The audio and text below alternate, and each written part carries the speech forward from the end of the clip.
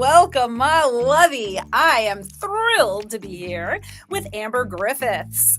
Hello, Amber, and welcome. Hello there, Mel. Thank you.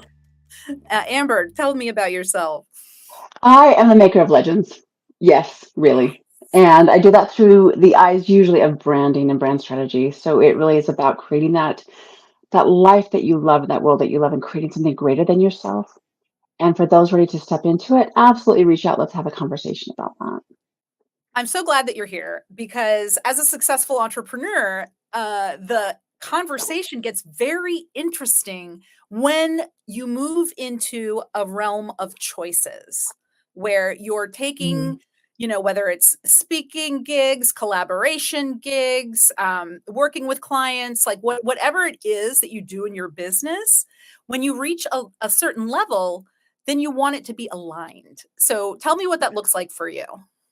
Oh my goodness. Yes, absolutely. I think every level of business I mean, I don't mean levels like money, but like levels as an experience and know-how and clarity of vision. I think you get to have these different, like what a no is for you today, maybe a hell yeah in 6 years or tomorrow, right? So I think it's fluid in that way. Um, and I think that it's certain parts in your business that a yes is determined because of need, because of wow, that's amazing visibility. But what I think really what it comes down to, and what I would say separates you from someone who is brand aligned and vision aligned, value aligned, is that ability to go, wow, this looks like a really, really great opportunity for someone else, for someone who is not me, for someone who is not me in this moment. Right. Um, if even if it's wow, this guy is or this woman, they're talking really beautiful, and it sounds really, really good, and it sounds like they're really aligned with me. And the conversation we have one to one feels really good. But then Mhm. you go and look at all their behaviors. You go look at all the postings, you look at all the things they're putting out, and you go, oh, so your vision statement appears to be your values are really beautifully written.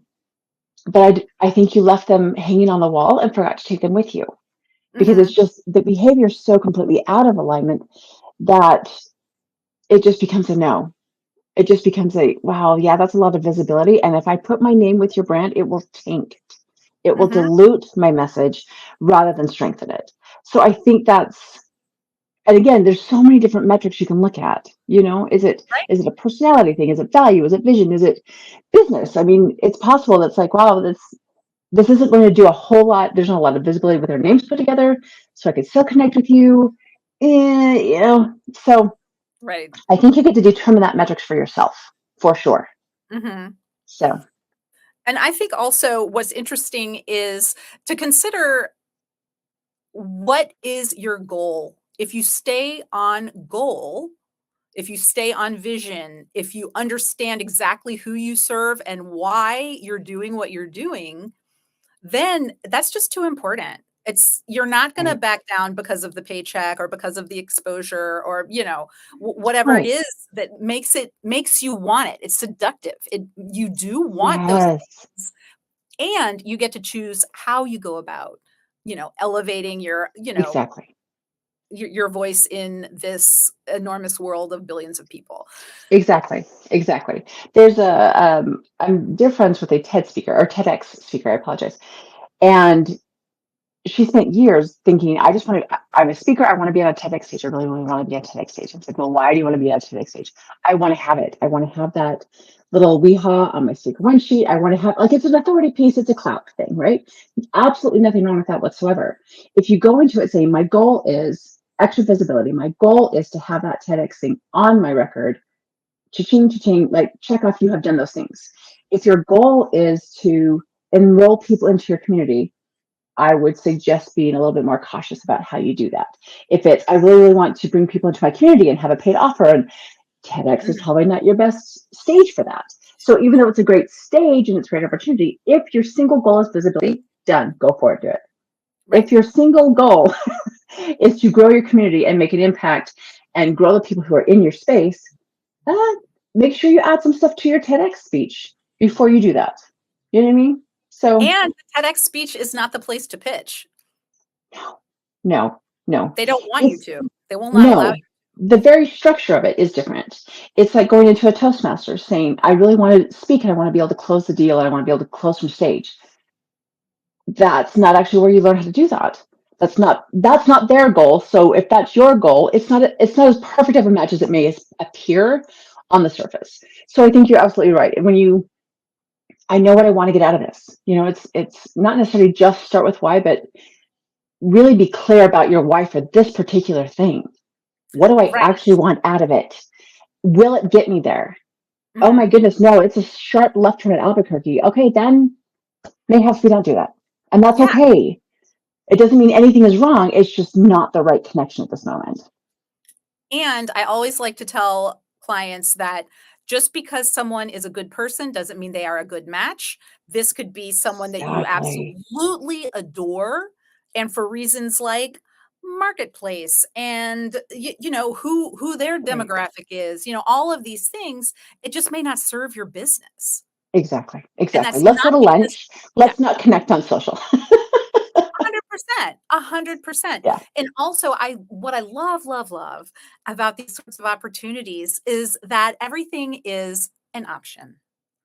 And when we keep Yes. in mind that no thank you is also an option, that gives us the freedom and the space to really act in our business in the way that serves us best at this time. Because the other thing is, it's not like I'm talking about character or integrity or those sorts of things of being a good Right. person. It's also timing. Yes. Do Absolutely. we do you have the bandwidth? Does your team have the bandwidth? Are you able to even Right. consider how to put that together? Is this just a magical world where it's all gonna come together somehow? All right, you might wanna rethink that, you know? There's not that many bubbles in the world. Let's figure this out for real. I think you're right. I think it's one of those things. I think there is power in reading your vision statement every single day. This is what I usually tell Yes. people when they're working on it. I said read it out loud to yourself every single day. In part because it keeps you in alignment with that. Okay, well, does this actually move me toward my vision? Oh no? Okay, then it's an amazing opportunity for somebody else for at some other time. It doesn't actually move me toward my vision, therefore it is a no. And yes, no, thank you. That's not it's because you're terrible or because I'm better or because it's a waste of my time. It's just this is a distraction right now instead of an opportunity. So I think being able to set those metrics up for yourself is so critical because even your business coach is going to go, well, that's a really great opportunity for me or for this other person. Right. But for you, you get to decide that for yourself for sure.